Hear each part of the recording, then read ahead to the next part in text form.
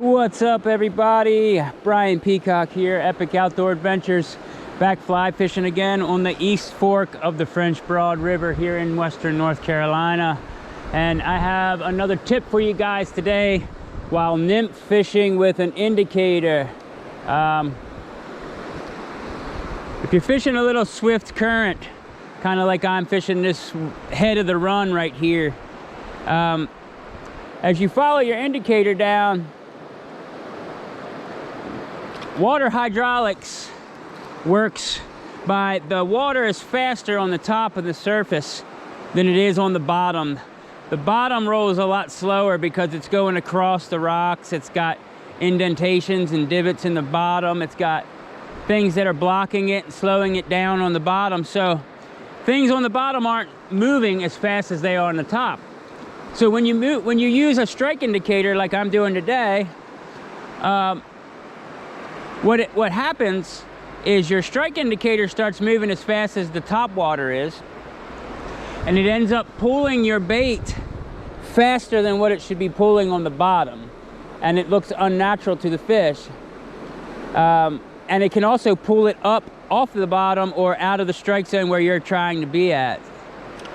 So a way to fix this without adding weight and just dragging the bottom, and that is one way, and that does work.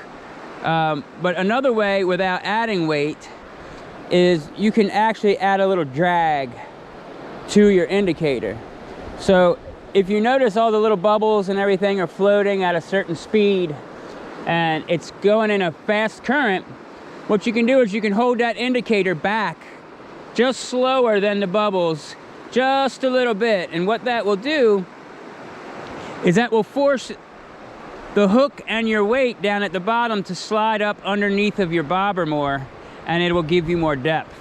So all I'm doing is just kind of holding it back just slowly, and I'm actually just letting it go down the river, but I'm letting it go down slower, just a tad slower than what the top is. And what that does is it, like I said, it brings that hook and weight system straighter up and down in the water column, because as your bobber's floating down, your line's on an angle behind it. So by slowing that bobber down, it lets that hook and sinker catch up and get just a little deeper.